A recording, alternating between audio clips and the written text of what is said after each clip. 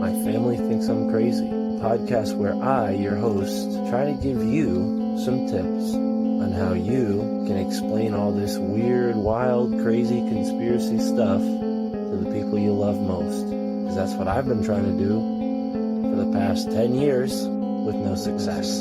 I've been telling everybody that our government is shady, but every time I do, my family thinks I'm crazy. The hollow earth, UFOs, aliens invading, fluoride in the water, they spray our skies daily. When I talk about these things, they think I'm crazy. There's no escaping anymore the evil that we're facing. Illuminati mind control, they're sacrificing babies. The end of days, but anyways, my family thinks I'm crazy. What, they don't want to listen to you? No, they don't want to listen. They don't want to hear it. They're just like, oh, here we go, Mark. Off again with your... Mark being Mark again. Yeah. So, that's the thing about podcasts is when you're on the air, and it's like therapy, If I can't talk to my family about this stuff, I'll talk to you, Matt, and all our listeners. You just tell your whole podcast. Yeah. So who are we talking about today, Matt? They think that I'm crazy. They really think that I'm crazy. They really think that I'm crazy. My family thinks that I'm crazy.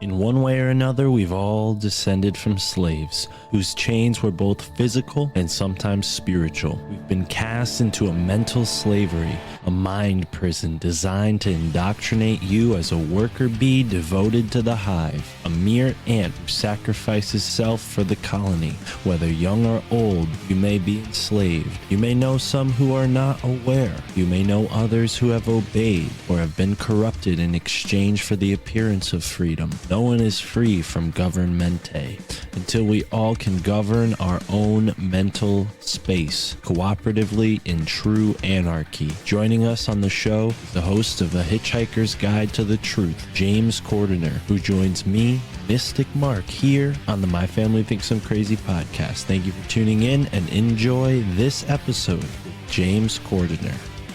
It's mentioned in the Declaration of Independence.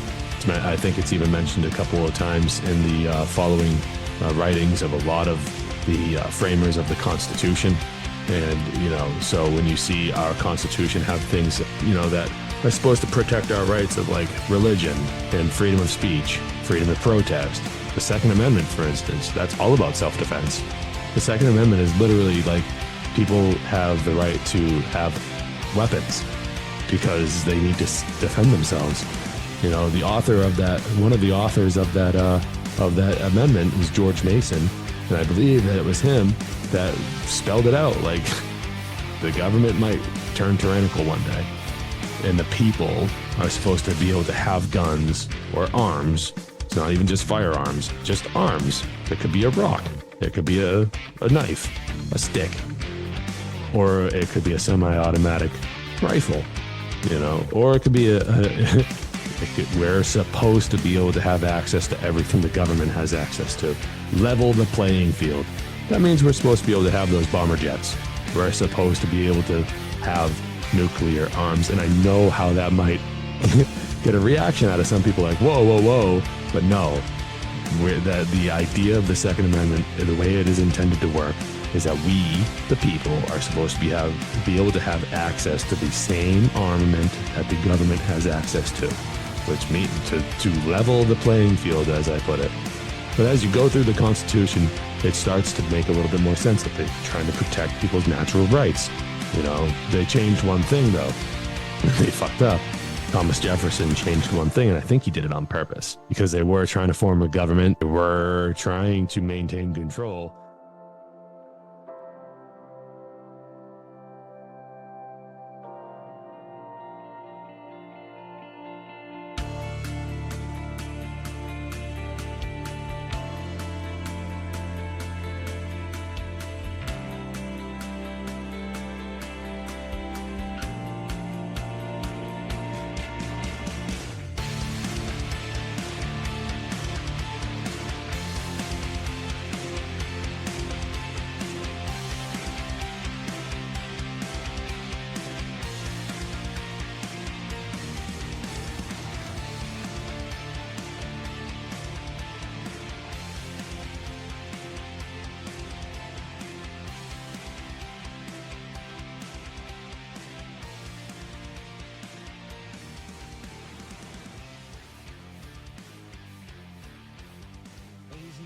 Welcome to the My Family Thinks I'm Crazy podcast. I'm here with a podcaster who's been a part of alt media for some time now. His name is James. He's the host of a Hitchhiker's Guide to the Truth. He is also, I'm not sure if this is a podcast or a subsect of your podcast, but I'm sure you'll explain. But Free Your Mind New England, correct? That's right. Well, tell us about that. First and foremost, how are you today, James? Nice to meet you. Nice to meet you too, Mark. I'm doing well. You know, ahead of time, listeners out there, if you're familiar with me, then you'll be familiar with the setting that my show usually has, which is I'm a family man. I'm in my house, in my living room in my house. So in an old house to boot. So you might hear some background noise. It's a little late at night. That's my daughter screaming in the background. We're going to pull through. We're going to power through this and make the best of it. But so just to start, yeah, my name is James Cordiner. I'm the host of a Hitchhiker's Guide to Truth. Free Your Mind New England. Well, freeyourmindne.com. That's my website. But Free Your Mind New England is an organization that I'm hoping to start up. It's always been kind of a goal of mine to create a monthly or bi-monthly meetup group for people all across New England to kind of create a support system for one another where people have alternate points of view on life and maybe want to distance themselves from this system that kind of keeps us down under their thumb in this kind of system of slavery that we've been brought up in. And it's been a goal of mine because we have the means up here in New England to do so. We have plenty of, you know, other than the winter time, which is tough for farming, but there's plenty of smart people that live in this region that could band together. I think they just need a home. I don't know if I can be the guy to give it to them, but I think that if he's got to start it, and why not me? But yeah, that's always been a goal of mine. I got the idea to call it Free Your Mind because of Mark Passio and his conferences from back in the day. And he called them the Free Your Mind conferences. And my friend Ivan, who we would call in to Mark's show all the time, he started his website called Free Your Mind AZ for Arizona. And I heard them on the air once saying, hey, everyone, there should be a Free Your Mind in every state. And I was like, I'm going to go and do Free Your Mind New Hampshire. And I was like, you know what? Screw it. I'll do Free Your Mind New England. Who cares? You know, it doesn't exist yet. I guess I'll do it. Why not? Why keep it to New Hampshire when I could involve everybody and try to get people from all over the region together? Like, how's it going down in Rhode Island? How's it going in Connecticut, Vermont, Maine, Mass? How's it going over there? How many people are really sick and tired of this shit? I'm sorry. I don't know if you have like a language. No, then don't feel the need to censor yourself. All right, I won't then. I'll keep it moderate though. But yeah, I just really, something throughout my life and my childhood and part of who I am, I really like bringing people together. Is something that I really, really, really like. And when people are acting in ways that further divide us, it actually kind of upsets me. And I don't want to be a part of that kind of thing. So bringing people together is the goal. Getting over differences, of course, is a struggle, you know, but hey, work together. The way the world is set up right now, it is set up to divide us because apart we are weak, together we are strong. And I want it to be a nice, strong community up here in New England. Agreed, man. And I put it out to you, man. I think that's, you know, really admirable. And I would love to be a part of it as a fellow New Englander. You know, it's only right. And yeah, I think there's a lot of ways that people have been getting together lately. I don't know how familiar you are with No Agenda, but No Agenda they've had their podcast for at least 15 years. I mean, Adam Curry pretty much invented podcasting, but he started not too long ago this website through his No Agenda podcast, a place called No Agenda Meetups, where anybody can post a meetup and say, hey, we're doing this event or we're doing this get together of No Agenda fans. And it's really hit a real stride. A lot of people have used it over the past year or so, but I would recommend getting on some sites like that. I noticed you have a event coming up soon, right? You're doing something in September. Is that correct? Yeah, it's a 1-day online event, right? Strictly, where, you know, the speakers are going to be, you know, online. It's going to be completely free. We have a great lineup of speakers. It's called Shattering the Illusion. And, maybe I can say it again by the end, but anyone interested in finding out about that right now, you can go to shatteringtheillusion.info. I'm sure that you will provide links in the show notes to that, which I appreciate. Thank you. And again, I'm a co-organizer of that with my boy, Joe Murray. He's from New York. And he's from New Jersey, but he lives in New York now. And he is a conscious hip hop artist and kind of like a truth hop and our hip hop artist from that area. And he's very talented. I suggest that people go to his website. It's called freedomforall.online. So it's literally just spell out the words. Now, was that him that I heard at the beginning of your podcast? Was that one of his songs, or is that That's right. Oh, right on. That's a song called Puppet Masters by Joe Murray. And he really is like a wordsmith. He really is like lyrically, he is very, very, very talented. And he's become a very, very good friend of mine through this organization of this conference that we're putting on, conference, whatever you want to call it. I like calling it an event because we're kind of distant from a person to person, like reach out and shake your hand type of relationship between speakers and the audience. But nonetheless, in the spirit of conferences past, we are hosting this online event inspired by people like Brandon Martin and his Seed conference last year, and people like Will Keller and the people from the Freedom Under Natural Law conference that happened earlier this year. They're actually doing another one a week before us. And, so we've been very inspired by these online events that have happened in the past. And it's a way to not let the restrictions that we were under for the last couple of years hold us back from really getting the word out about natural law, what anarchy really means, and how it would work in a society. What would we need to really do or learn or change in our society today in order to get to a point where we could exist peacefully without a ruling class? Because that's what it's all about. Anarchy is really just all about the abolition of a ruling class. Well, how do we do that and succeed? How do we obtain, and then maintain a society that is built on anarchy or exists in anarchy? Well, there are principles that are needing to be learned and everything like that, but the goal is to abolish the ruling class and to stand firmly in our power without them, because it's a massive failure, the ruling class, and we shouldn't need them anymore. It's an archaic system, and we as conscious beings should be able to rise above the dependency issues that they have created for us in order to make it so that they aren't rendered obsolete, so to speak. So that is, in its core, what our conference is about, is to try to point out, using evidence and artifacts, these certain systematical, cultural, cultural problems, and provide real world solutions to avoiding these cultural problems, and to really try to, again, stand in our power as individuals who want freedom, because that's what it really is all about. It's all about freedom. And we really just, there's a road to walk down to get there. And man, a lot of people are unprepared to take that journey. And that might be my opinion, but from what I see, that's kind of the feeling I get.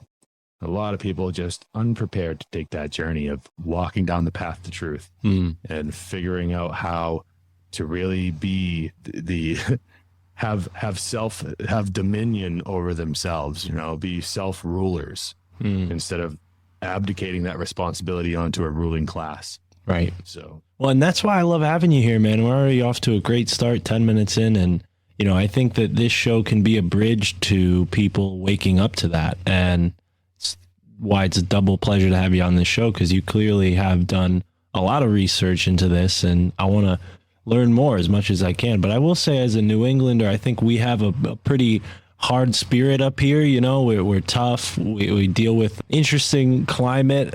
You know, we oscillate from extreme heat. I don't know how hot it's been up there for you in the past few weeks, but it's been a scorcher down here too. And then we go to the other extreme of bitter cold, and even more so up where you're at. So yeah, it tends to toughen you up and make you into a certain type of person. And if anyone's going to do it, I think it could be New Englanders. So let's learn about this. Tell me a little bit about, well, first I should say this.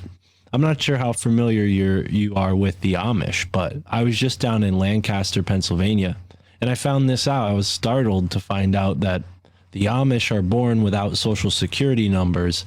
And this has gone on obviously for hundreds of years, but there was a gentleman who was taken to court, and the court went all the way up to Supreme Court. And they ruled in favor of this Amish gentleman and said, well, they don't use enough civil and social services from the government to require them to participate. So, you know, they're exempt from a lot of the stuff that we born into the system would like to be exempt of and, you know, become sovereign citizens. How do you think we can do that? Well, I want to stress this point first and foremost. We already are sovereign. Okay. We are already sovereign citizens. Well, so actually it's kind of an oxymoron, because a citizen is technically property of a government. Okay, so a sovereign individual or sovereign being, these are the types of words that we need to start adjusting and using instead of the common phrases such as sovereign citizen, because you can't be a citizen and sovereign at the same time, because the word citizen implies that you are under the rulership of a government, and that's not what sovereignty means. So I would say that, you know, sovereign beings. Could you state the question again? Because No, I appreciate you clarifying that. So yeah, how do we become sovereign beings? Because you mentioned, you know, the right way to be anarchist, and I would love to explore that idea further. So it's basically, it comes down to principles. The first things that one would learn and the first things that one would use to live their life, and the things that they really uphold, that they, you know, these sets of principles and values that they apply to their lives, basically, you know, self-ownership, so anarchy first and foremost does not mean no rules. Okay. A lot of people think that anarchy means chaos, and that it would be, you know, Molotov cocktails and bricks being thrown and all this other crazy nonsense that the media and the government would like you to believe. Anarchy simply means no rulers. So no ruling class, no masters. And if you have no masters, by default, you don't have any slaves. So that's really what it comes down to. Anarchy, in its Greek etymological definition, means no rulers, because an, the prefix, means no, and archon means rulers. So from there, you get anarchy. So it's really, and people go, oh, no, that's not what it means. Well, think about it. What does monarchy mean? It means rule by one. What does oligarchy mean? Rule by a few. Archy is in both of those words. Anarchy just simply means rule by none, rule by no one. So how do we become sovereign beings? We need to really start living by principles and not tolerating, simply just learning the differences between right and wrong. So what are these principles I'm talking about? The non-aggression principle, for one, that would be one of the most important. And then you have the principle of self-defense, which they run hand in hand. It's typically known in more philosophical or traditional ways, known as the sacred masculine and the sacred feminine. Sacred feminine being the non-aggression principle, and the sacred masculine being the principle of self-defense. Masculinity part of it is the part that's going to get you to stand up and say no. That would be the self-defense. And the feminine part of it would be the one that makes you not want to hurt anybody. So it's all about care. Masculinity would be care for yourself. And when violence is being done upon you, you care enough about yourself to stand up and not take that shit. And that the feminine aspect would be care for other people. And when and that you don't want to do violence to other people. Okay. So you have to have both of those working together in order for it to work as a whole. Because if you're a pacifist and all you do is the non-aggression thing all day, then when violence comes your way, you're not going to be prepared to stand up and put an end to it. That's why the principle of self-defense is so important.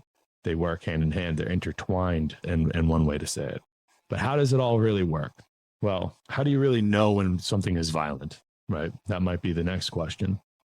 Well, you'd have to know the difference between right and wrong action, right? Because anything that's violent is a default of wrong, right? So you'd have to know the difference between right and wrong action. Well, how does one come to that conclusion? That's from understanding objective morality. See, this whole postmodern idea of morality is in the eye of the beholder, or morality is subjective. What's right for you is different than what's right for the next guy. And it's been obfuscated because that's not true at all. What it does apply to, though, and what's right for you and what's right for the next guy are two different things. These are things that are based on skills and experience with like what you are physically capable of doing. Okay. So the word right has been kind of obfuscated. It's been kind of, shaken up a little bit. People don't really understand what the word right really means anymore. Anyways, so what is a right action? A right action is any action that does not result in the harm of another living thing, another sentient being. So I personally like to talk to people about the person-to-person interaction, but it does not stop with people. It actually extends to the animal kingdom as well. But that is, in my opinion, a little bit further down the road than what we should really be concentrating on right now as a species. I am not a vegan, but I think that with human ingenuity and the imagination, we could actually construct a diet where it would be 100% undisputable way to live on a vegan diet. I think right now it's crucial for this point in human history that we stop doing violence to one another, and then we can come back and try to solve the animal kingdom problem as well with, eating meat, omnivore diet, carnivore diet, whatever you want to call it. So all of these things that I'm speaking about, this is how we get out of the clutches of a control system, because it's all about violence. It's all about getting you to comply and be complicit in violent action. And then they can hold that against you by doing violent action to you and making you just be in this system, this revolving door of violent action, So it's like objective morality, and knowing the differences between right and wrong action, and choosing with your free will to not participate in wrong action. All right.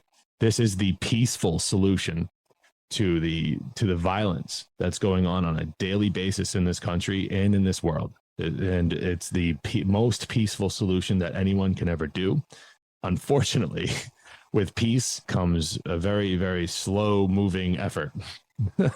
That's why they use violence, is because they get things done very quickly with violence. And it's unfortunate, but it's true. I think that with this amount of technology that we have and the amount of reach that we could possibly even gain, and in the communities that in the social circles, the communities and whatnot that we are a part of, I really think, and I know that I sound like, a lot of other people, and it's a point of criticism that I have for the truth community, and it's something that's very unpopular when I say it, but this is the most important thing. Everyone wants to think that if we unveil what's going on Area 51, that everyone thinks their domino is first, and they knock over that domino, and everything else is just gonna be a snowball effect or a domino effect, chain reaction, and the truth of one thing is no, this is the first domino. Stop doing violent action. Know the differences between right and wrong action, and choose with your free will to not do wrong action to your fellow person.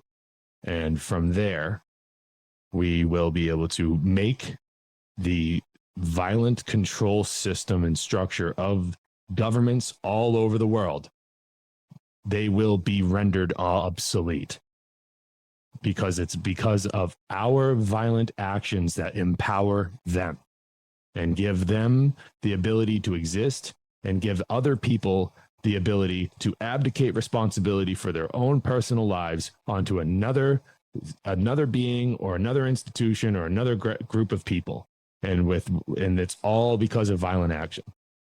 Every single person has the ability to use their free will and to learn the difference between right and wrong, and to choose, no matter the cost, to do the right thing. And that means stop with the fucking violence.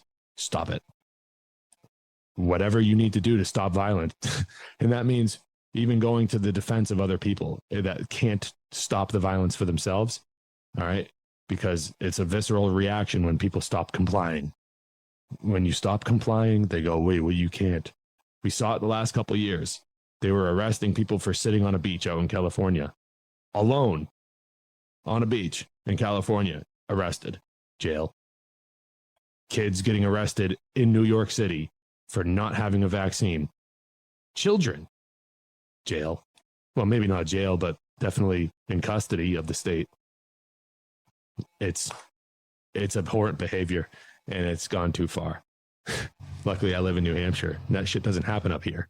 We're the most well-armed state in the entire nation. Right. It doesn't happen up here. Well, and that leads me to what I was thinking about asking you. It's like, what are your thoughts on weapons? Because I agree with you. Self-defense is extremely important, and we need to coach that with the non-harm principle, because otherwise you're just violent, right? There's only a certain extent to which you even need to defend yourself with violence. And you're absolutely right. It's a domino effect that would make the whole world peaceful if there weren't predatory people out there taking advantage and victim-like people leaving themselves vulnerable to this predation. So what are your thoughts? I mean, because I'm sure you hear that all the time when you get into this, like, well, what about guns? Everyone should have them. Not mandated, of course. I'm not about to coerce anybody into doing anything. So actually it goes against the non-aggression principle. So they should be made available for everybody and anybody that wants to have them voluntarily. So the whole idea is that this would lead to a voluntary system of, voluntarism, and that we would be able to voluntarily interact between each other, with other people. But everybody should have weapons. Everybody should at least know how they work. If there's going to be any sort of formal education, that should be a part of it, in my opinion. If they don't want them, they don't have to have them, but they should at least know how they work. They have some knowledge on them, because if that knowledge is absent, then what's filling it is ignorance, and that ignorance leads to fear, and hoplophobia is a real thing. And most of people that are hoplophobic, they have never fired a gun. They've never handled one. They just see how they get they see how they get put out there on the news and everything. That term haplophobic, what's the exact definition of that? So phobia, as we all know, like arachnophobia is fear of spiders. Hoplophobia is fear of firearms. That's interesting. Yeah, I was just curious how broad or how acute that definition was, but it's pretty broad to be afraid of firearms. Like, you can't see a picture of them. Like, you can't watch a movie. You're afraid. I mean, it makes sense though. Some people are insulated to such a degree that they just don't understand the mechanisms that are keeping them safe on a constant basis, because they've abdicated their responsibility for their own life, as you put it earlier. Yeah. Yeah. It's that kind of responsibility that people need to really just take back. And because you can never legitimately give it away. No one's ever really responsible for you other than yourself. Unless you're a child, and then that responsibility goes on to the parents. And we're stewards of our children. We're supposed to raise them, not just let them grow up in front of us. There's a difference. Raising somebody is like raising their consciousness, making sure they know how to see the correspondences in the world, and when they grow up, they're going to be a decent person, a good person. A good person is one that vibrates at a high level of consciousness. They'll be able to see how things work in the world. They'll know their surroundings. Bad person, well, just chalk it up to the opposite of what I just said. Bad people live in fear. Bad people are order followers. Bad people like to perform violent actions against one another. And innocent people to boot. Right. It's disgusting. Well, and our culture incentivizes it. If you look at what, and I'm sure you probably, stay away from the mainstream media, as do I, but that's all it is, over and over. Fear broadcasted at people. And I think our shows, respectively, offer people a reprieve from that in their own unique way and allow people to connect. I mean, there's not many New England accents even on TV, let alone podcasts. So it's cool. I always love talking to other New Englanders, and I think people from here appreciate it. But yeah, it has to be part of this conditioning. Have you think that the powers that be are setting us towards something, or do you think it's more hopeful than that? Because I think a lot of people get hopeless when they start to understand the reality that we're facing, but we need to organize, right? So how do you remediate that? I like to remind people that, of course, it's a natural reaction to getting red pilled. The black pill is soon to follow. And it's just whether or not you let yourself stay down. But that's what I'm here to do, is I'm here to help people feel like they can do something about this stuff. That it's not that they're not powerless about it, against it. You're right. It is set up against us. The Prussian education model that has been existing in this country for nearly 200 years is exactly there to do that. It's there to create workers and soldiers, slaves. It's there to create slaves. Then on top of all that, people start breaking free from it. And what do? They medicate the fuck out of these kids. And it's a problem. And not enough people have the balls to stand up and say no and pull their kids out of the public schools, because it is a cycle of abuse, and it creates victims, and those victims go and abuse other people, and it's just torture. It's cultural torture. People do this shit to each other all the time, and they don't even have to, like, the government, the people, the man behind the curtain, whatever. They don't even have to do anything, really. They're just maintaining, like when somebody's built a machine, okay, and now the machine's running, all right, that person eventually dies or whatever, but the machine keeps running. Now you just hire people there to oil and grease it to make sure it stays running, and then the machine just does what the machine does, all on its own. Just every now and then it needs a little TLC to keep it going. Well, and you have enough people working on the machine that our families think we're crazy when we question the machine, because they're all so connected to it. I mean, I'm sure you experience this where you're at. Connecticut's no different. We have, really nice wealthy areas, and then really, really shitty rural or really shitty urban areas, and it's like that, exactly what you're talking about there, where people are getting taken advantage of, and they're born into this, organ grinder of a system that's just like grinding them up. Yeah, that's true.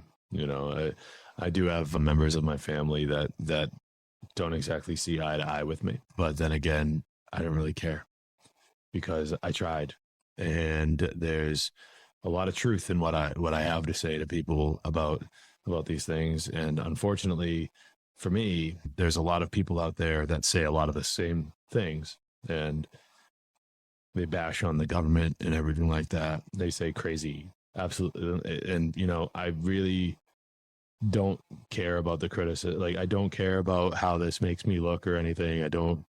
People say some pretty crazy shit, and they go, I don't want to repeat the Alex Jones stuff, because it's in the news right now, but he has said he's been right about a few things, right? Sure. But like when it comes down to it, like, everybody, I mean it, natural law should be the only real thing that people concentrate the majority of their time on. And using things like 9/11 and, the moon landing, whatever, these should be examples to kind of get people's attention. And then just, when the black pill kind of starts setting in, well, natural law is the solution. Natural law is the remedy. It's going to be the thing that leads us out. Objective morality. So natural law, I don't know if you've heard much about it. Of course, I think you have, based on what we talked about a few minutes ago, but it's like the laws of behavioral consequence.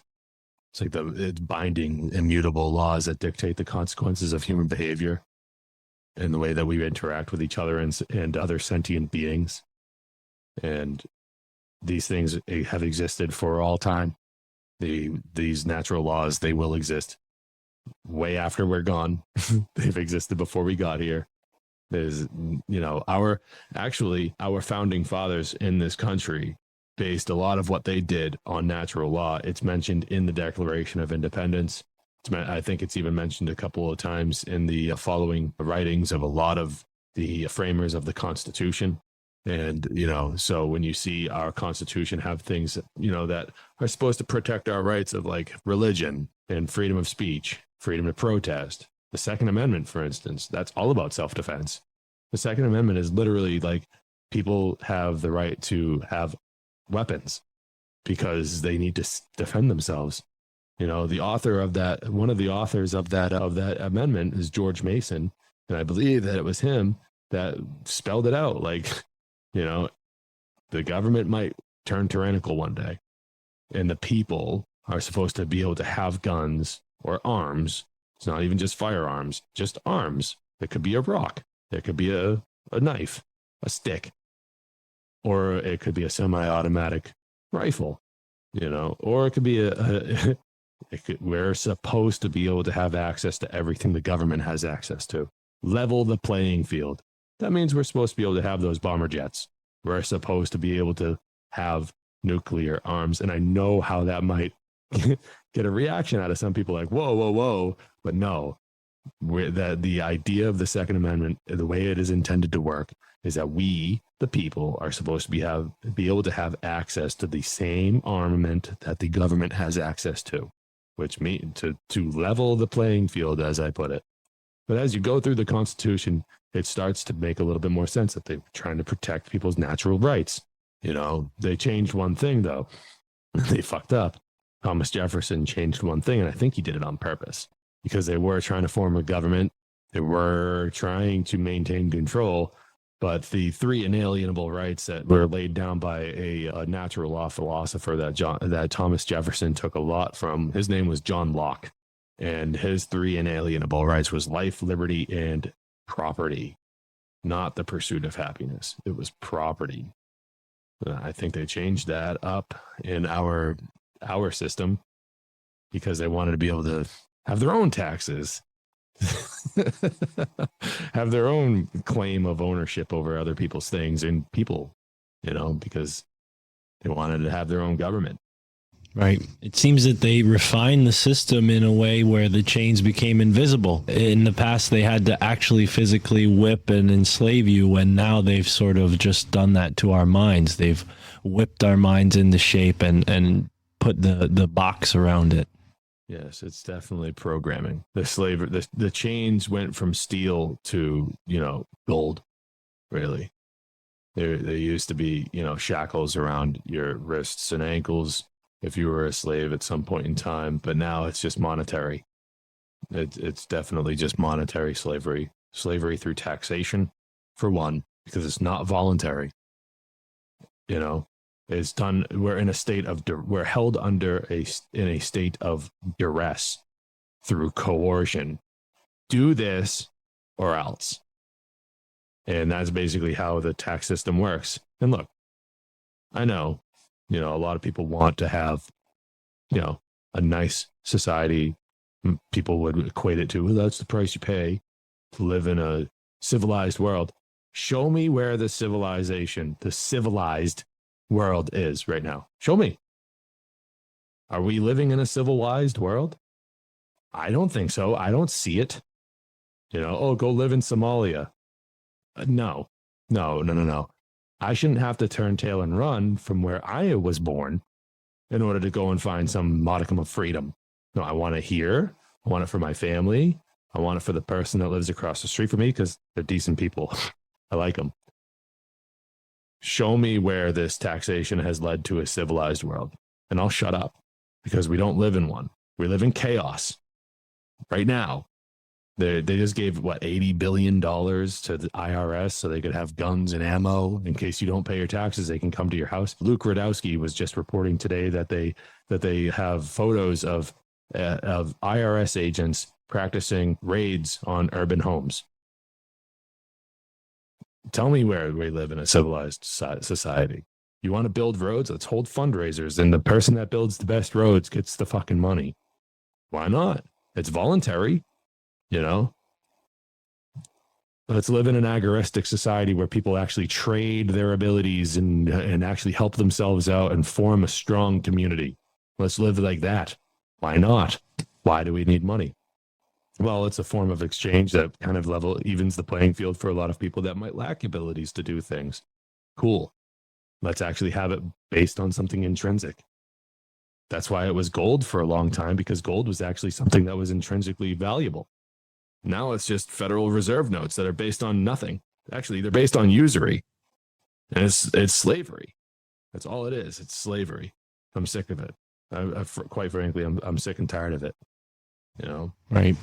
And we can't avoid these things alone. We have to band together. And I've met people who have done that. I worked on a farm that was owned and run by people who were sovereign beings, and they lived their life that way. And, you know, it was very inspiring. It was right before I started this podcast, actually. And yeah, I wonder, because, you know, doing what I do now, I make so little money that I'm like, do I even need to file taxes for this shit? You know, and I have to, you know, I got to do like W-9 or whatever. And I don't know. I mean, I'm in the position where I could go and turn tail and maybe live somewhere where I don't have to pay taxes, but I don't want to do that. I like where I live to some extent. I'd like to live somewhere else as well, maybe close to where I was born. But yeah, you know, it's a tough situation to be in. What do you think the solution is, specifically when it comes to taxes?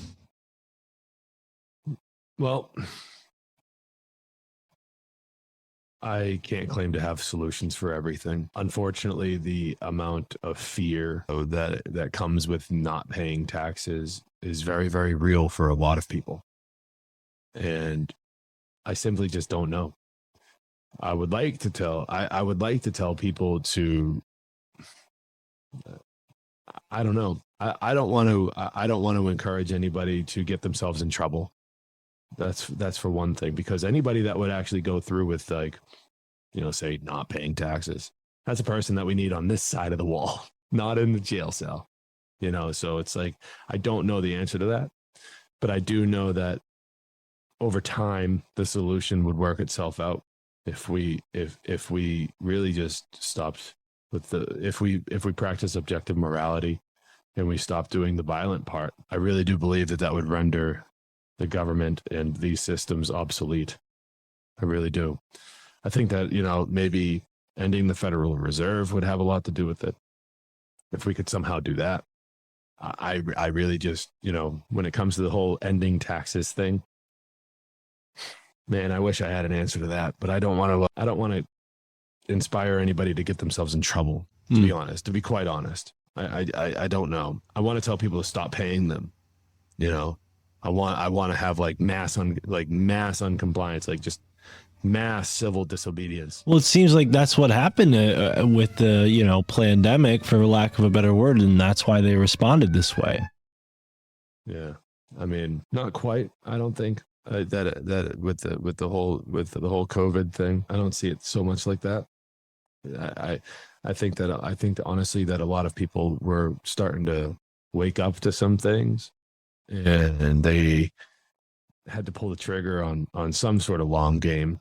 You know, you start paying attention to the World Economic Forum and how these people interact and like their agendas, because they do have agendas. It's not some weird conspiracy theory to talk about, you know, the World Economic Forum and what Klaus Schwab and what's his name, Noah Harari, right? What these people have in mind to do. And they have thousands of the world's largest corporations on board. You know, you go to their World Economic Forum, you know, website, and you can find all of these corporations that are like signed on with them. And it's insane. And the things that they have planned. And it's just like, yeah, I think that the whole pandemic thing was like supposed to be just to ramp up people's fear. Because fear, like Frank Herbert said, the author of Dune, said, fear is the mind killer. It's going to shut down your consciousness so you do not understand the world around you. It's going to take away your ability to form correspondences to your daily ongoings. And, you know, and when you have such fear being pumped out in such great, like huge ways all at once, you know, because if you remember fall of 2019, no one thought that stuff was going to come here. Oh, they're going to close the borders and everything, blah, blah, blah, blah. But then you hear a couple of years later that it was already here. You know, you start hearing about world events that were going on in late 2019. You're like, it was already here. You know, there's nothing we could do about it. I don't know. It's just, to me, there is a controlled demolition. So as much as I dislike the system that we have, I do maintain the fact that America has been one of the more freer countries on the face of the planet, because any society that is still allowed to own firearms is not completely enslaved. But those societies that have gotten their firearms taken away from them and in total is where perfection has been made. And slavery has been perfected in those societies. Places like New Zealand and Australia, and for the most part, Canada, you know, places like that, where you're not really allowed to own a firearm. Like, see, up here in New Hampshire, I just go and get a firearm. No one asks any questions. No one gives a shit until you go and hurt somebody with them, you know, or you do something wrong with them. You know what I mean? You know, I do maintain that America, like it or not, will be the last bastion of hope for the entire globe. And I do think that it'll come down to that. But what we're seeing is the controlled demolition of what we hold dear in this country. The last bit of freedom that we have. And I think that's a part of the globalist agenda to kind of make a new liberal economic order for the world. Because people hear about the New World Order. Well, that New World Order, you've heard it from people's mouths even recently. Joe Biden said it. He said the new liberal economic order, where, you know, they're doing all these crazy things to try to like socialize the socialism and communism all over the place. And it's going to destroy our freedoms, you know, but what little we have left, really. But I'm kind of trailing off here. I'm sorry. Don't be. I mean, don't be. No, you're doing great, man. And you're explaining some things that I've been thinking about and doing it really well, very clearly. So no need to feel that way.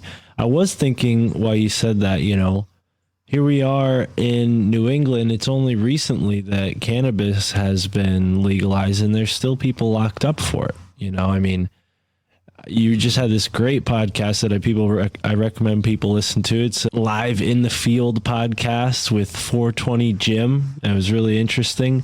What are your thoughts on that? I mean, we obviously, that's a part of this slave system, this corporate prison system that doesn't want to let those people go, even though now, you know, you and I, possibly just me, I don't know your habits, but we could smoke freely whenever we want. I don't know how free it is in New Hampshire, but I know it is here. It's not? no. Oh, okay. So see, New England isn't homogenized so much. Like with the gun laws are pretty strict in mass, I think, but Connecticut, it's a little freer. We're not as great as you guys up there in New Hampshire, but I know there's a lot more restrictions in Massachusetts as opposed to Connecticut. Yeah, as far as gun laws go. Yeah. Unfortunately, cannabis is still Schedule 1 in the federal government. So, Right. I mean, on a federal level, it's still not legal.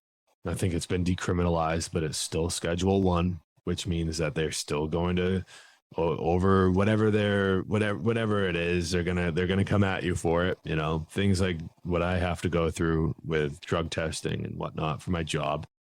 Unfortunately, I have a CDL. Well, it's not unfortunate that I have a CDL license. I do a very good job at what I do, and I appreciate the service that I get to do for the community, and to take away people's garbage is something that really helps people not get sick. So it's like something that it's actually an essential thing. It's something that makes sense to have. You know, you want people to come and take your garbage away. Well, I'm prepared to go and do that. But unfortunately, the federal government is not prepared to let me have say over what goes in my body. And if and I get drug tested every now and then. So if I got caught with pot, or if I got caught with THC in my system, they go, they might have a few nasty things to say to me about that. As far as New Hampshire is concerned, because of the trickle down effect from the federal government to the state governments, the way that gun laws and drug enforcement works, you can't really be doing the drugs and owning the guns. And people up here really like having their guns more than they like being able to smoke a J. And you know what? I'm almost ready to just accept that part, because I really like having the ability to defend my family and myself if need be. Of course, I want all my freedoms. I don't want anybody poking their nose in my business, because I'm not out to hurt anybody. I know that of myself, but this is why I try to stress to help people learn the other principles for themselves and to choose for themselves to do the right thing. So a lot of interesting history behind the criminalization of cannabis in this country. And if we understand that history and why it is not legal, then we can start understanding what we can do to make it legal. Good thing. A lot of states, especially up in this region, have decriminalized it and or made it completely legal for recreational use. I don't see many people growing hemp, though. I don't see many people actually making hemp paper and doing the hemp oil. I don't hear about that very often. Maybe I'm not looking in the right places and it does exist.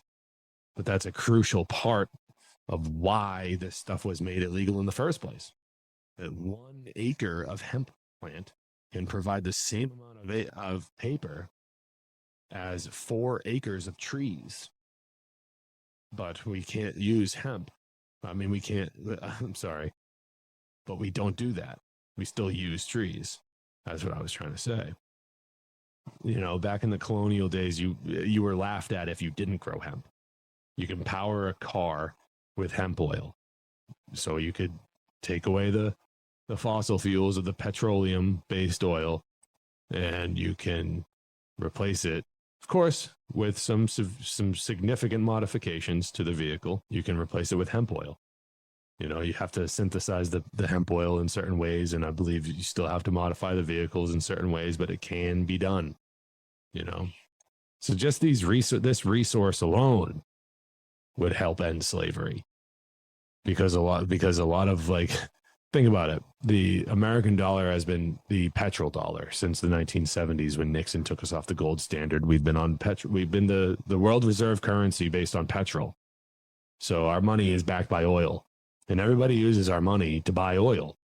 You can only buy oil with the American Federal Reserve notes. It's the only way any country has been able to buy oil. That's why America has been such a superpower for the last 60 years. 50, 60 years. It's not because we're a war machine.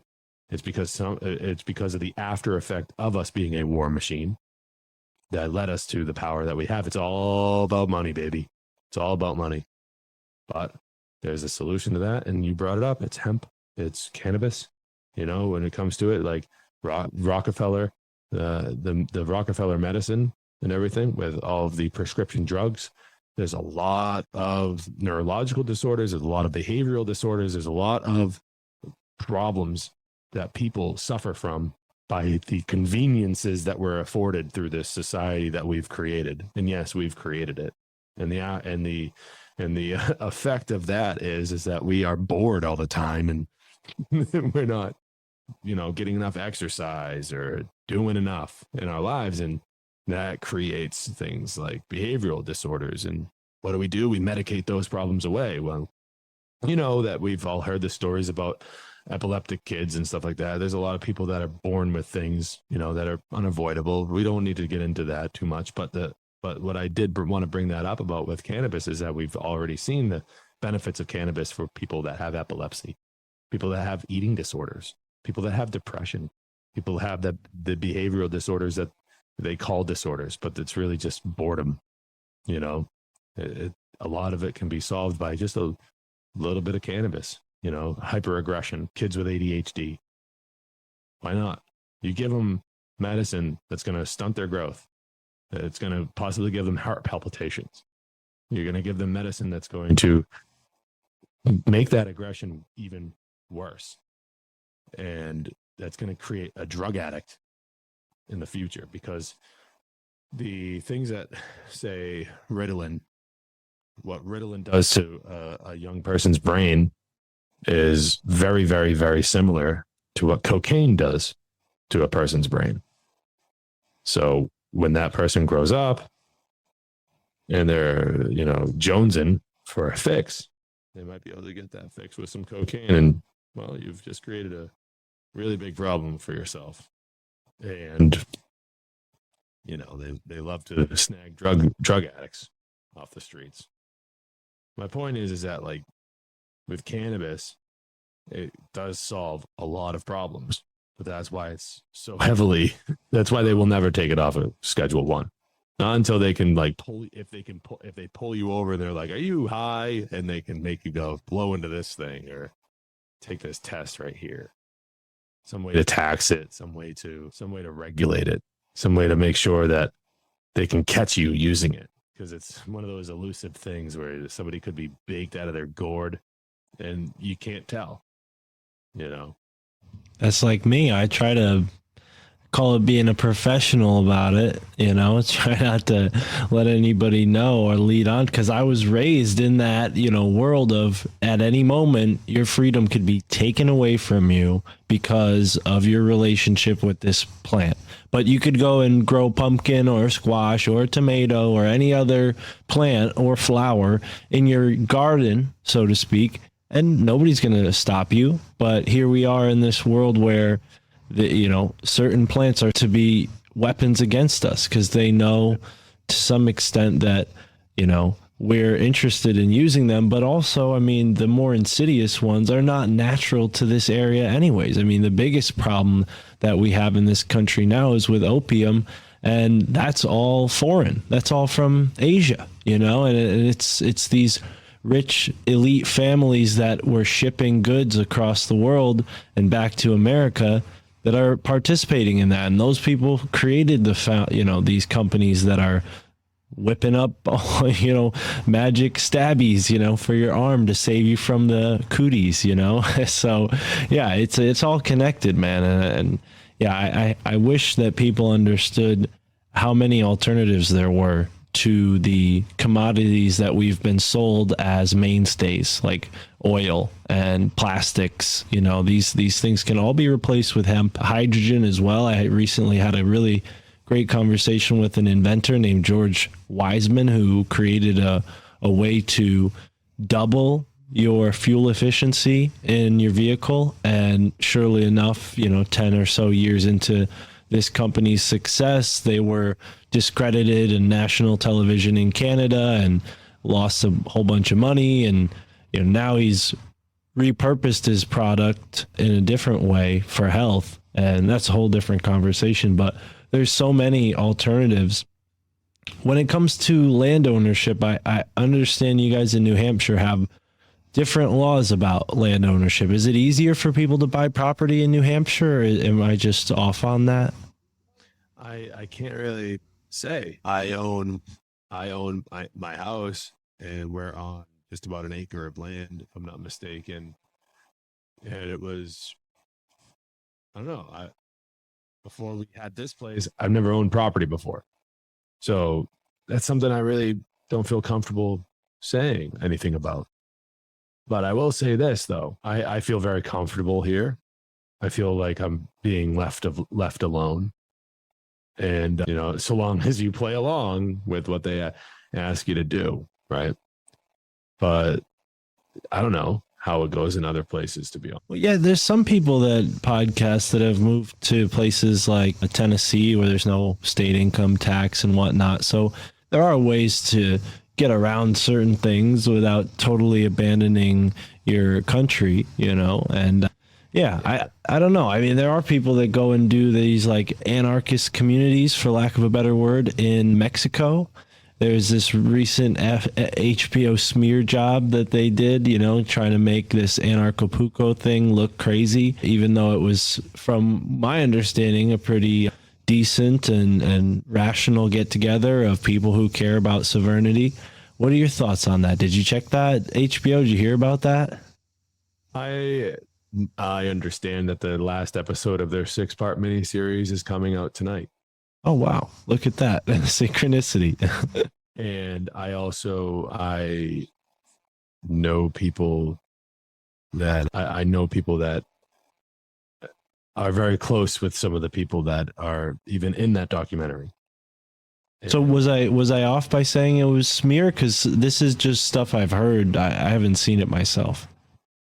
So what it seems to me from the outside looking in is that it's just another attempt at the mainstream media to make anarchy look less appealing. I will say that the beginning of the show where Anarchapulco was starting out and, you know, the documentary was starting out and everything, and that man Jeff Berwick got up on stage, and, you know, Larkin Rose is in there. Larkin Rose is a very, very, very intelligent anarchist. He wrote a book called The Most Dangerous Superstition, which I recommend everybody reading.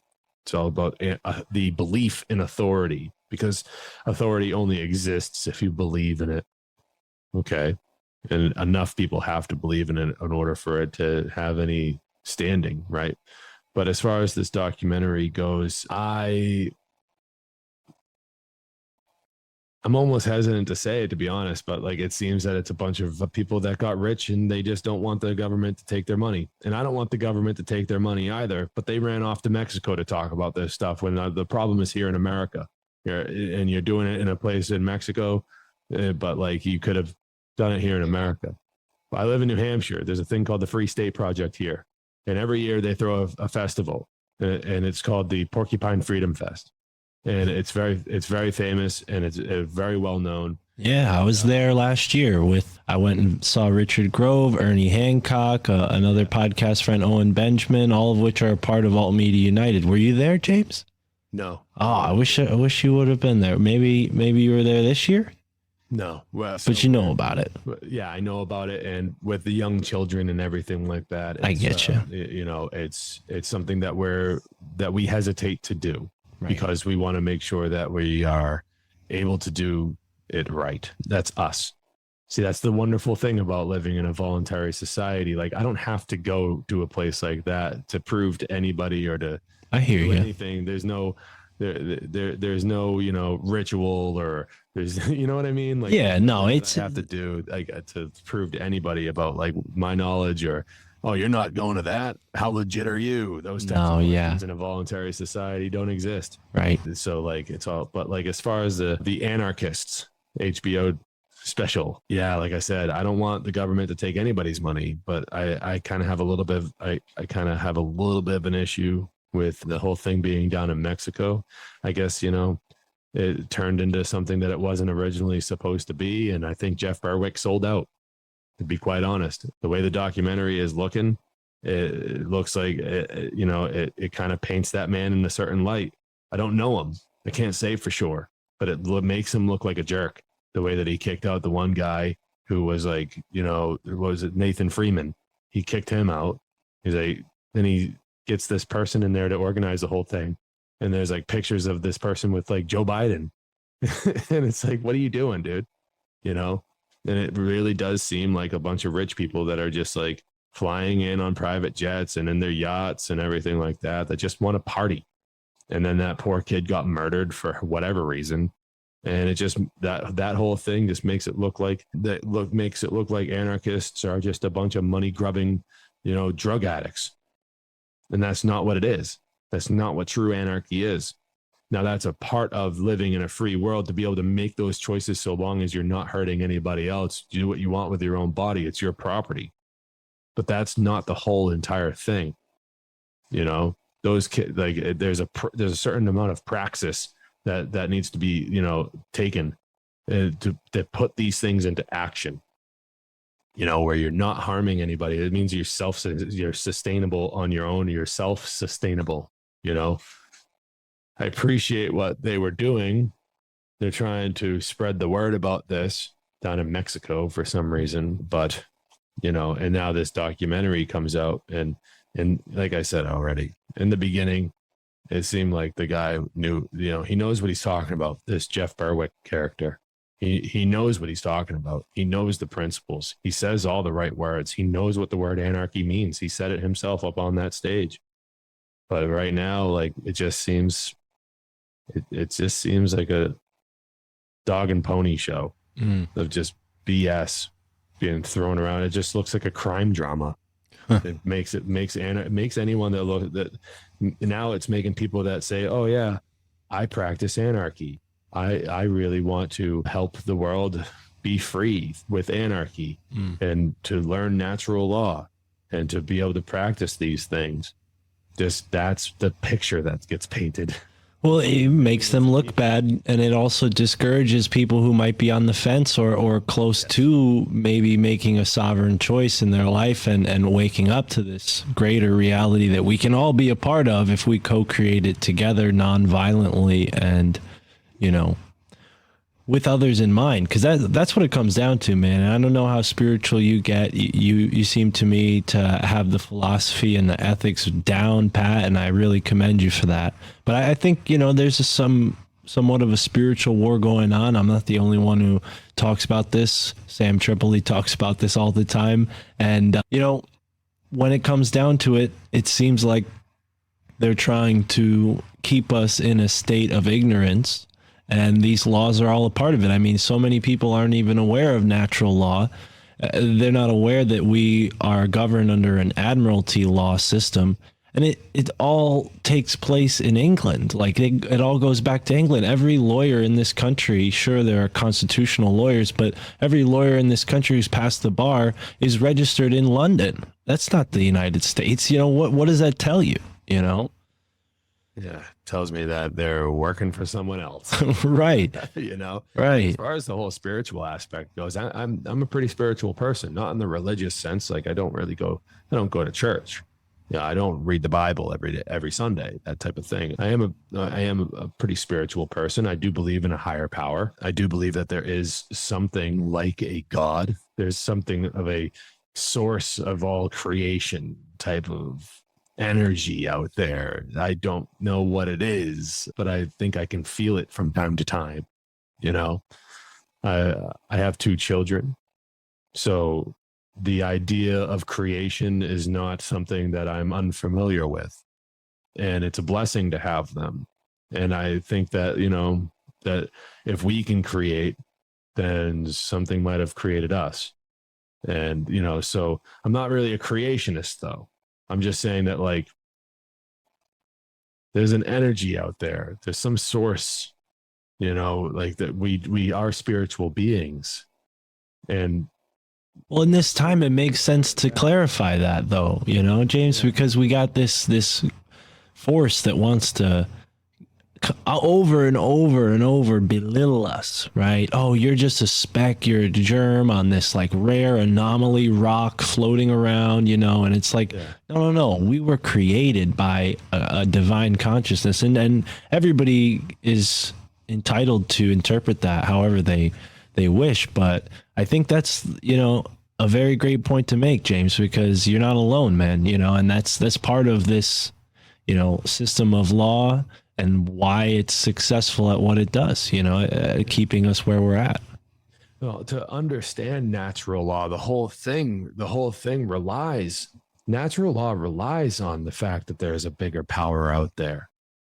It all hangs on that we are not in charge, that the universe is in charge, and that there's a force out there in the universe that dictates the consequences of our actions. We can't do anything about it.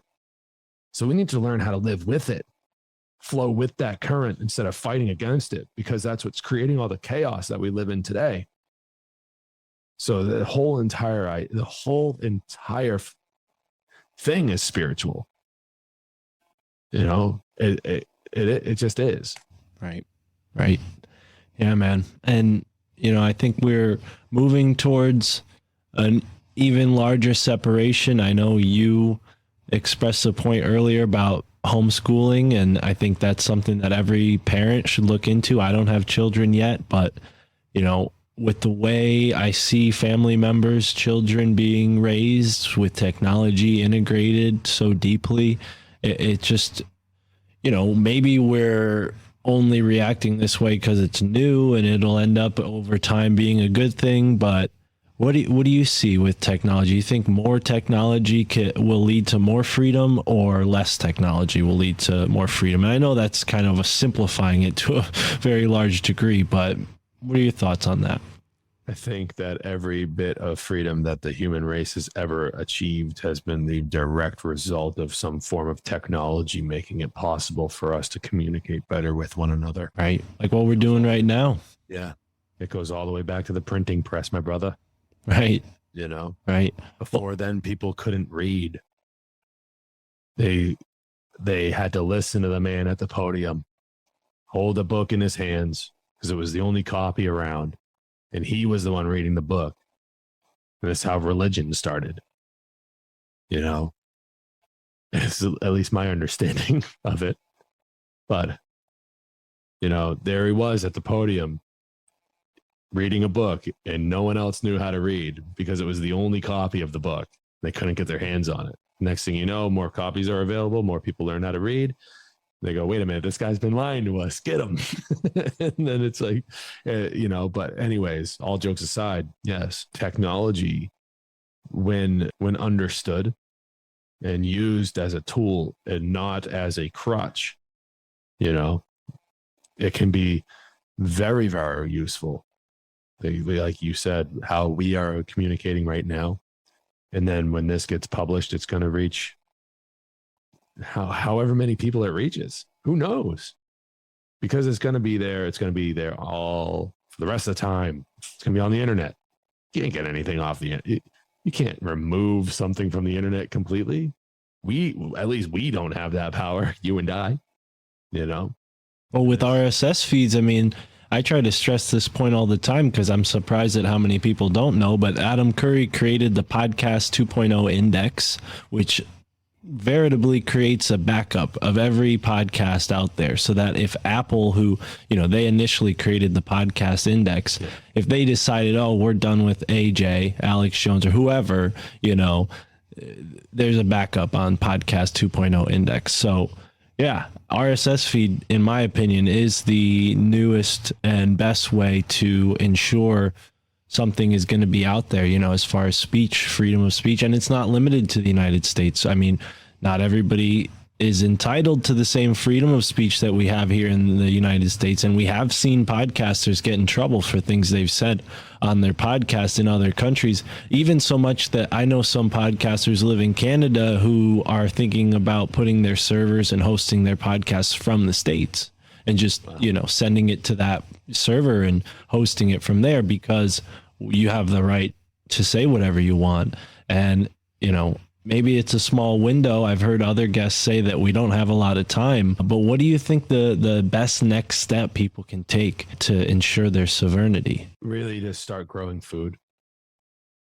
Start learning how to grow food. If you have at least a quarter of an acre, you can grow enough food to sustain yourself and 3 others. And it's perfect for a family of 4. If you do not have a quarter of an acre of food, you need to start working with your community. There are things that we can do to take our power back some way. That's a way some people say it, but I don't like saying it that way.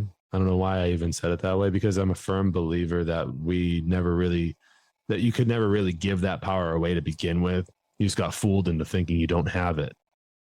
So you just learn what you need to do to take care of yourself and not rely on a system of government to take care of you for you, because they can really take care of you anyways. They're stealing from you to do it. Why don't you just use the stuff that you have to take care of yourself and make them obsolete? And it'll take a while, but it can work that way. And we do it peacefully. One thing I'd like to say about, internet censorship and whatnot. Have you heard of IPFS? Yeah, we've done a few episodes mentioning it and talking about it. I know a guy who has Dead World Radio. Shout out to Dead World Radio. It's actually, you'd probably like it. We talked about conscious hip hop a little bit. He plays conscious hip hop music that his friend, who I spoke to as well on that episode, makes. Forgive me, I forgot his name, but Zach and Dead World Radio, yeah, it's on IPFS, and people can go and check it out, listen to whatever music they want throughout his archive and whatever's live. But I've been thinking about putting episodes of the podcast on IPFS. So what have you learned? I've basically learned that it's like just uncensorable. It's unbreakable, you know, and that it's quite complicated. I don't really have like the best understanding of it at the moment, but from what I've learned, it's the way of the future, you know. And hell, I just figured I'd bring it up. Yeah, no, internet censorship, you know. I know that Ernie Hancock has been trying to create these little things called pirate boxes, and I guess the way they work is it's essentially like, you know, the power of, you know, your average computer in the size of a USB drive. And anyone can plug that in and connect to the internet, and way outside of my technical know-how to explain it. But this is the type of innovation that's being done by people who participate in, you know, what you mentioned earlier, Porcupine Fest, which I didn't even know about until someone invited me to join after becoming a podcaster and getting into this world, you know, that I had known about slightly, but really had to just step out of my comfort zone and get into it. You know, you are the only person that can change your life. And that's a great point to make about growing your own food, because so much money goes into feeding ourselves, and especially when they're trying to inundate us with all these ways to really rob us of our nutrition, you know, like the depleted soil, the antibiotics, and the lack of micronutrients and all this stuff. I mean, I've been, for the past 8 years, doing my best to lead a healthy lifestyle, but I can only do so much buying from local farms and Whole Foods, you know. Really, the choices are not that great, but it's better than maybe other places. I don't know, because people just have that forward mindset where I live. But at the same time, I'm spending, you know, 10 times as much money on food overall to a certain extent than I would be if I was buying junk food all the time. Yeah, I mean that's something that that kind of pattern has existed for quite a long time. Is the healthier stuff is more expensive, you know, and they get people into thinking about the weight of their wallet, and that you know, they buy cheap food, and cheap food is going to really mess you up. It's going to mess you up big time. Well, and as far as the farming goes, one more point to make, at least one more point to make about that. I want to recommend people get heirloom seeds. And when they get them, what that means is that you'll be able to not only grow food, but the food that you grow will come with seeds that you can use again next year. So heirloom seeds, please make sure that if you're going to grow your own food in a way to sustain yourself, then you're going to want heirloom, because those seeds that come with the fruit that you're growing or the veggies that you're growing can be reused. You'll be able to have, you know, infinite, if you do it right. It's going to last forever if you do it right, you know. And compost. Get chickens, you know, a couple of chickens, get some eggs, right? You know. Well, and that's such a mind-bending concept of people who've been raised in this commercial society that, like, you only need to buy one pack of seeds, and if you do it right, you will have a new set of seeds each year, right? And that's something that was just common sense, and still is to much of the country. But for myself, you know, growing up in a suburb/city, like, yeah, I had a patch of land that I could dig around on, but my dad was just growing flowers and stuff. He wasn't growing any fruits or vegetables or anything really. I mean, tomatoes, he liked his tomatoes, but, you know, I think that more people, if they cared less about their lawn and more about their diet, we could change our whole ecosystem. Because if there's all those fruiting and, you know, veggie plants out there, it's adding to the ecosystem. You know, there's more bees going on, butterflies, birds, they're all benefiting from that change. So Yeah, I think we're heading towards a slow depopulation, but with this podcasting technology and the internet itself, we could reverse that and end up healing. You know, it's always darkest before the dawn kind of thing. I mean, what are your thoughts on people being, you know, obviously you mentioned red pill leads to black pill. What are your thoughts on that concept of, you know, when you get past red pill? Because it's not black pill, that's the other end. You know, black pills, that's what the psyops are leading people to. Red pill's just the first step. Where do you think, you know, people should go next? Well, what I meant earlier about that was that, like, when you take, when people are, you know, red pilled, wrap that in quotes, you know, it's always linked to waking up, you know, and that can come with a lot of dread. Oh my God, it's this bad. Yes. That kind of thing. And that's where the black pill comes in. Oh, it's all doom and gloom, right? Oh, there's nothing we can do. Holy shit. It's that bad. The world is going to end type of mentality. But it goes beyond that by, like, empowering people, like I've said before, to not give in to that, you know. But yes, the world is not a kind place. The world is not your friend right now. You know, I mean, the world is, but society's not, culture is not. You know, the world is a great place. This planet, holy crap, what a beautiful, so much beautiful geography all over the place to look at, you know. It's truly majestic, this place we live. But there's a lot of bad people fucking it up for the rest of us. But yeah, I mean, as far as the black pill stuff goes, but like beyond the red pill, right? Is that what you wanted to know? Yeah. Because I don't feel like you fall into that dichotomy. I think, you know, it's a convenient metaphor that some of us use. I'm starting to get a little sick of it because of the whole medical industry. We shouldn't be using them for our metaphors, right? But it makes sense to people. It's a good bridge to this information. But yeah, what do you think's beyond that? I think that what is beyond that is up to each and every individual, to be honest, because it's like, you got to ask, like, well, what are you prepared to do about these problems? Really? Like, what are you prepared to do? I mean, there's going to be some sacrifice. Maybe you have some time. Maybe you don't get to go and do the thing that you wanted to go and do for the rest of your life, like me, you know.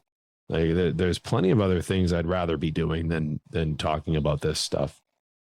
Trust me. And I don't mean that I need to disrespect Mark, but it's just not what I had in mind. But I feel like I have a moral obligation to spread the word that there's a better way to do this. But it's up to each and every individual with what are you going to do about it?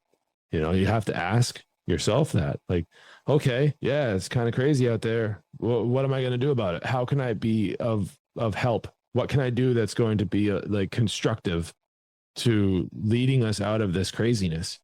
Or am I going to perpetuate it? You know, it's not that cut and dry. It's not that black and white. There are many, many, many shades of gray, but that is really downright the question that people have to ask. Well, what am I going to do? You know, am I going to cower in fear? Am I going to have some courage and stand in the face of that fear and say, no, not me. I'm going to rise above. I'm going to be of a solutions mindset. You know, yes, it's doom and gloom. It sucks. Yeah, there's a lot of things happening right now that are really terrible. A lot of good people out there suffering, and it's really, really terrible. And we could at least use our voices. You know, we could at least use our voice to try to raise awareness of this. You know, because the more people that are aware of it, harder it is for them to keep doing it. Right. You know. Well, and that's what you do so well on your show. How long what show are you most proud of? Because you have had some really brilliant episodes. Like I pointed out, your conversation with Mark Passio. But do you have an episode of A Hitchhiker's Guide to the Truth that you're most proud of? No, to be blunt, no, I don't. They all have an equally special place in my heart and mind. Each one of the people that have graced me with their presence on my show have influenced me, and I'm very, very grateful for each and every one of them. And they all hold they all hold equal value. So yeah, that's all I can say about that. Really, they not every episode is not every episode is a zinger. There have been some tough episodes to get through with technical difficulties and whatnot, but in the end, each and every one of my guests have always been incredible people. Right down to every single one of them, not one. Now there have been some misunderstandings along the way, which is going to happen. But if we're going to make an impact on this world and try to do better and try to make the world a better place, then we need to kind of work through those misunderstandings and try to rise above. There's a big problem in this community when it comes to a lack of maturity, and people take things very personally. And I understand that. And I understand why people get defensive and everything, but sometimes we just need to talk it out and, be like, okay, in the end, we want the same thing. So why are we fighting each other? It doesn't make any sense, So yeah, I mean, having Mark Passio on the show was great. He's been a major influence on me. He was a good mentor, very good mentor. I'm on his One Great Work network. So it's like, it's been an absolute pleasure to be on there and everything. But, I don't have, there isn't really one podcast that like stands out, to be honest. They're all great. Well, that's really cool to hear. Yeah, no, and one of the ones that was very different though was that one with 420 Jim and the Cannabis. It was very, very different because it's like I was walking I drove down the road around the corner from my house, and here's this RV. And if people want to go and look it up, you'll see pictures of the RV in the video, because I did like a slideshow, because it was all audio. There was no video like how we're doing it right now. There was just a slideshow.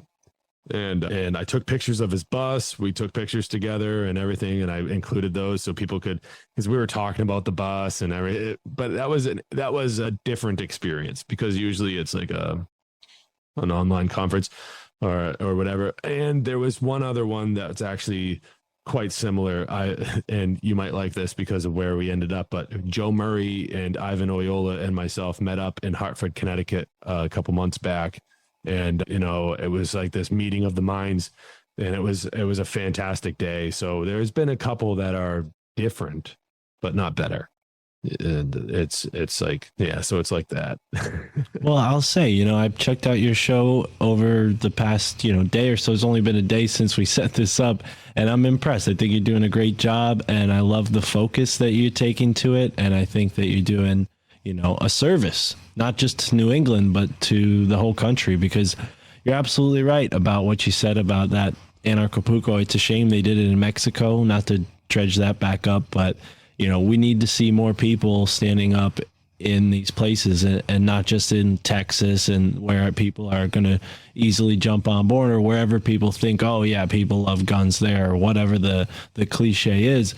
No, we need to teach people that they can become sovereign beings where they stand and what that means. Because if we don't, we could be heading towards some really serious problems as a society.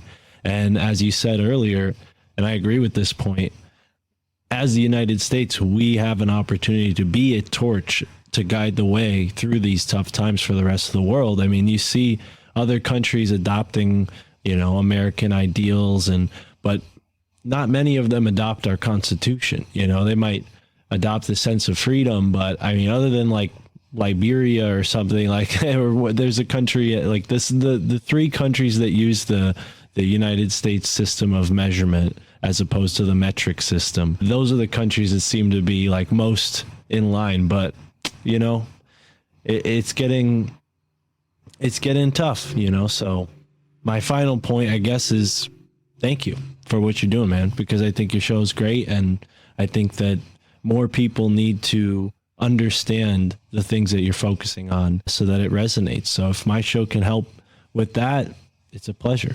And it's been great getting to know you. Thank you for that. You know, it's a labor of love, or else I wouldn't do it. Like I said, there's a lot of times where I just don't want to. I don't want to do it. I don't. But like I understand these things. I understand these principles, and I see the world around me, and I see the world my children are going to have to grow up in. And if it stays this way, and with how I see it, if I know these things and I don't do anything about it, and and the world stays this way, and I grow old and gray, my children grow up in a world of chaos, and I didn't do anything, even if it just means the bare minimum of just getting behind a microphone and a camera and speaking and putting it out on the internet, like that's the bare minimum, you know, trying to spread the word about the principles of natural law and trying to teach people about objective morality to heal this chaos. Look, I would be a fool and I would regret it. And, you know, my children still might grow up in a world full of chaos, but at least I didn't stay quiet. At least I didn't hold this knowledge to myself. I have no right to hold this to myself. I have no right to keep it to myself. That's why I say it's a moral obligation to try to teach people about these principles to heal the world. I'm not the only one doing it, and I'm not some sort of savior. I'm just a guy who learned some things that could really help people do better. And I care enough because I got these little smiling faces that depend on me in so many different ways, you know, and I want them to see, hey, you know, my dad, you know, I want them to be able to say, my dad didn't stay quiet. My dad didn't, you know, he might have complied from time to time with some pretty crazy stuff, but he didn't stay quiet. He called out some wrongdoings along the way, you know, and if push comes to shove, I have the ability to defend my family against some pretty nasty stuff. But it starts with the voice, Right. and it ends with some not so pretty stuff, you know. Well, I commend you for your integrity, man, and I agree that no one individual is going to be anyone's savior. We have to save ourselves, and to lead by example is something that, again, is commendable, and maybe we don't have enough examples in this society, and that's why we ended up where we ended up. We don't have enough strong fathers like yourself in this society, unfortunately. So, you know, with that being said, let's end on a little bit of a lighter note. Let's do it. Let us know where we can find your show, brother, and everything you got going on. Okay, so the show is called A Hitchhiker's Guide to Truth. You can just, you know, type that in, but you can find it live mostly every Saturday night at Free Your Mind New England. Well, there I go. freeyourmindne.com. And I'm sure you'll provide a link to that in the show notes. But the show goes live every Saturday night at 9 p.m. Eastern Standard Time. You can find my channel on Odyssey. There's a channel on YouTube. Look me up on Facebook. You can look me up on Facebook there. Basically just type A Hitchhiker's Guide to Truth in any of your social media and something should pop up. And Free Your Mind New England, if you give that a little Google search, that my website will show up. And the event in September? Yep. The event, Shattering the Illusion, is a one-day online event, and we're going to be covering topics such as natural law, true anarchy, consciousness, mind control, and the occult. And it's going to be on September 24th, 2022. And we're starting, I think, around 9 a.m., something like that. And we got a hell of a lineup of speakers. And I really implore that people go, including Mark Passio, Mark Devlin, Will Keller, Chris Jansen, Ivan Oyola Jr., myself. My name is James Cordiner. Got Joe Murray, Sean McCann, and Jennifer Rose, and Vinny Eastwood. So we got a really all-star lineup of people that are going to be giving presentations. Each presentation is about an hour long, and we're going to be starting around 9 a.m. going through the whole day. So it's going to be a hell of a day. That's September 24th, later this year, just over a month away. And go to shatteringtheillusion.info to learn everything you need to know about that and more.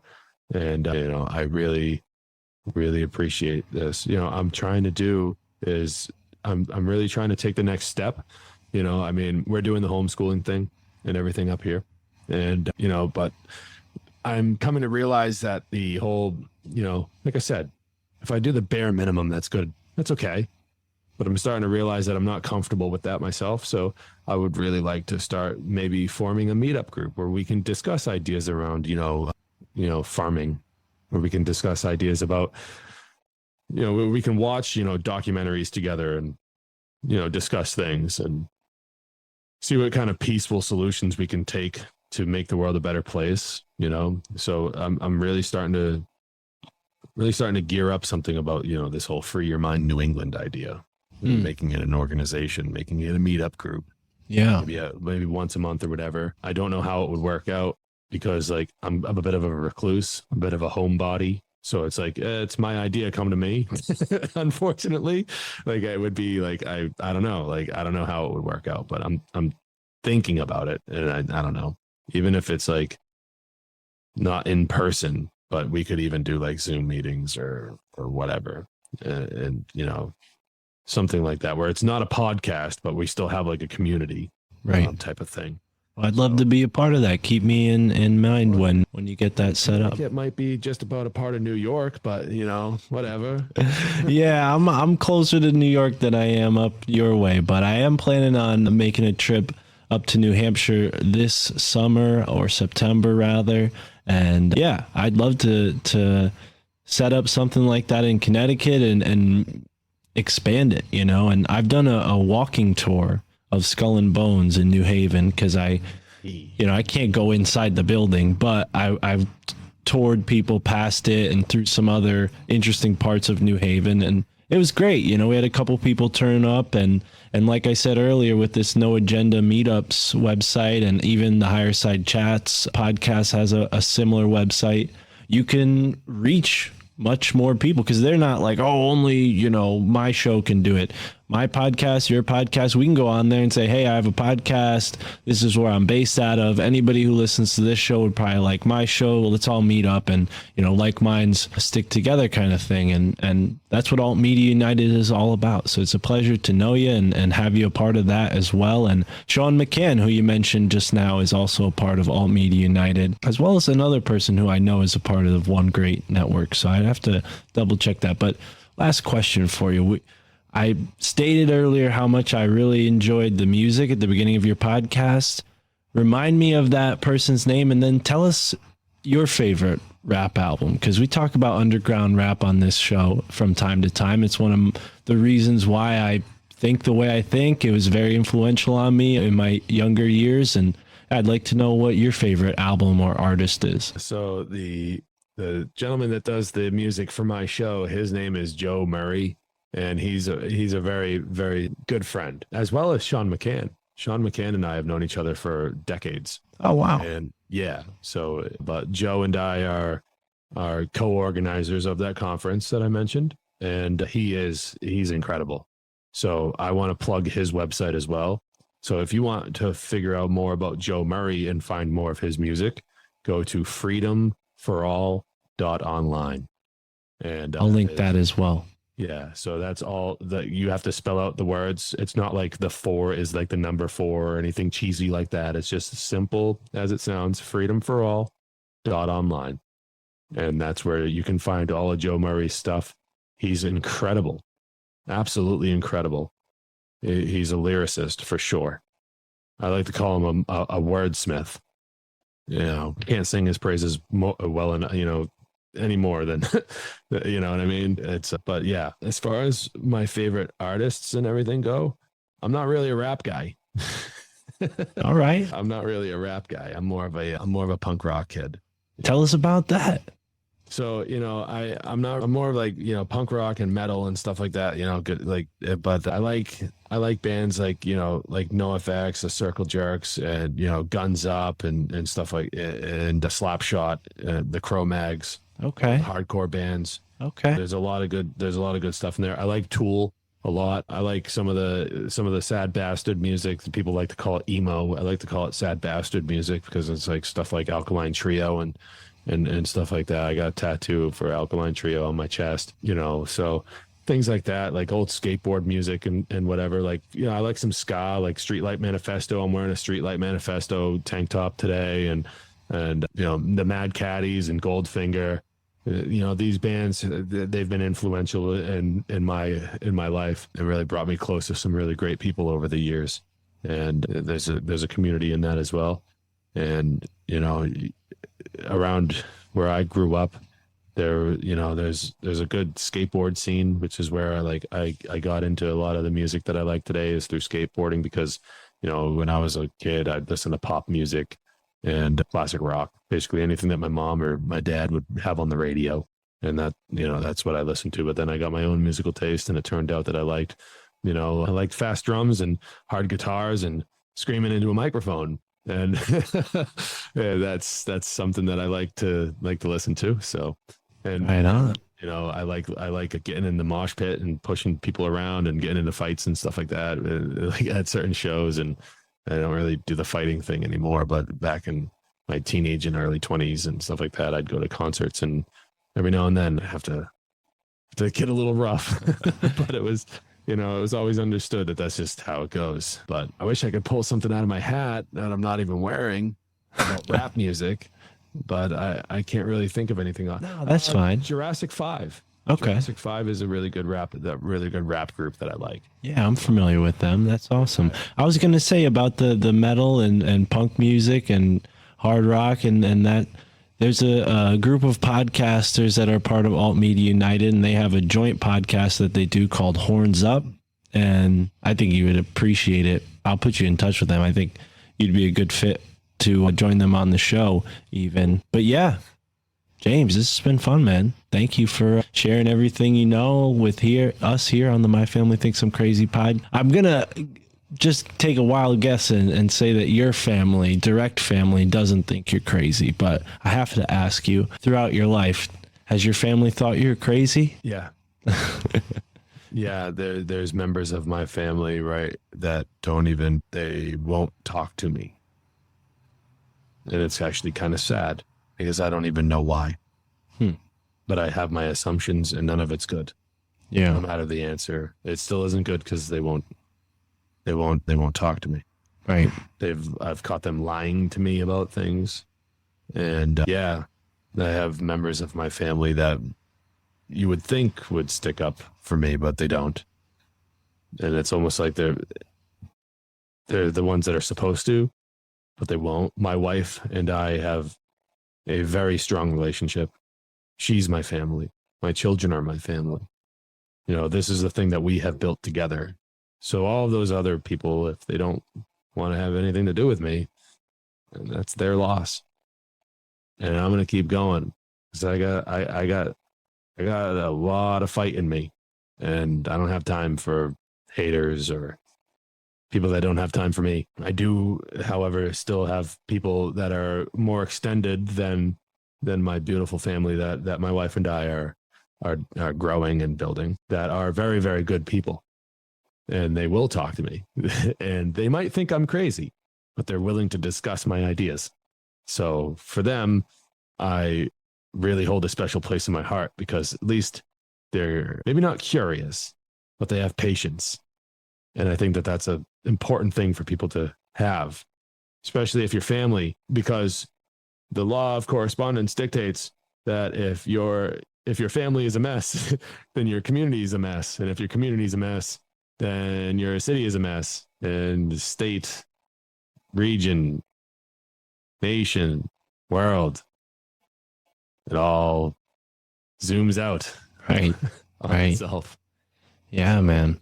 And geez, yeah, when you really consider the weight of each individual's choices, it really should instill everybody to take action. And I hope this conversation has helped people feel that same way. And again, I give it up to you, brother, because you're definitely doing a service, and I commend you for a third time. So thanks, James, for being here, brother. And for that everyone is our listening, conversation enjoy with the James moment Cordiner, and immerse host yourself of in the A moment Hitchhiker's Guide wherever to the you are. Truth. You can find his show on altmediaunited.com, the podcast cooperative that I founded. And of course, you can find it and subscribe wherever you're listening to the show right now. Of course, maybe not YouTube. I don't know about YouTube, but we're on YouTube, and it's about time you go and try and listen to the show on another platform. Of course, we have some content, video content on the YouTube, but most of it is behind the paywall. More about that later. If you have a podcast, let us know. I'd love to have you a part of our podcast cooperative. The only requirement is that you're a podcaster. There's no obligation to be a part of it. We aim to help you avert censorship and discover a brand new audience so we can all lift each other up and enlighten. Speaking of which, I have a new show on the Patreon called the Synchro Wisdom Dialogue that you can be a part of. If you're looking to start a podcast, if you'd like to collaborate with me on a project, you'd like my advice or consultation, or if you'd just like to talk and tell your story, chat it out, and get yourself on the podcast, you can find out more information about how to become a part of that at linktr.ee/mysticmarkpodcast. That's right. All you need to do is pay me for my time, and I will value your time. I appreciate all the time you spend listening to this show, and I'd love to talk to every single one of you, but I got a lot of things going on, a lot of bills to pay, and this is a creative way to bring new content to the Patreon and, quite frankly, more dollars in my pocket. We need to start saving up and get out of this one-bedroom apartment, get our own homestead, get our own ranch where we can actually implement a lot of the solutions that James and I discussed today. So all the ways to support the show. We've got our Ko-fi store where you can find links to all the merch in the Teespring store. Not all of it, but the older stuff. We've also got the Scene Edition 1 available there. The link is in the description. And check out the link for the Teespring store. We've got shirts, we've got sweaters for this upcoming fall season, and we've got mugs for all those warm beverages that you're going to be drinking as we move into the colder months here. Please support the show on Rockfin, Patreon, and of course Ko-fi. If you don't agree with Patreon, you can sign up with a monthly membership on Ko-fi now. Isn't that neat? Rockfin, of course, has all the videos. Patreon kind of has everything right now. And as we move forward, I hope to make the Ko-fi page basically a clone of the Patreon. So you'll be able to pick and choose which way you'd like to support the show. Of course, you can always help us out with a one-time donation via Venmo, Cash App, or PayPal. All of those links are right there in the description of this episode. And that really goes a long way, folks. It means a lot to me, and I am going to start taking note of them so I can give you proper credit. This is a value for value show, and as somebody who contributes their time, talent, or treasure to the show, you deserve to be recognized. So thank you for listening. Let us know if you'd like to contribute your time. And we have a new way you can contribute your talent with the Synchro Wisdom Dialogue. Whether you just want to advice or consultation or even tell your story, it could be a great way to connect and reach out to more people. Of course, it helps us reach more people when you leave us a 5-star rating and a positive review for all our Apple listeners. Please do that. Please leave us a rating and review. And that's it for today's episode. Big shout out to James Cordiner. Thanks for joining me on the show. Check out his show, A Hitchhiker's Guide to the Truth. And immerse yourself in the moment, wherever you are, in the now. So, We've had a good couple of weeks of shows. Mark is doing a great job, even though he drives me fucking nuts sometimes. He's great. No, he's done a great job. He's done a great job. Good job, Mark. You can call me Mark Palmer. Mark Palmer's cool. Mark Palmer's. It's a beautiful thing to be alive. Motherfuckers, it's a beautiful thing. Beautiful thing. It's a beautiful thing to be alive. That's all I gotta say, dude. I don't think it's about money. I think they have so much. It's it's just about, it's a spiritual war, dude. It's so much farther. There's more power in spring flowers than pseudo-intellectuals fueled by hate with the face sour. When it comes to the hour of reckoning, recollect, reconnect with days happening.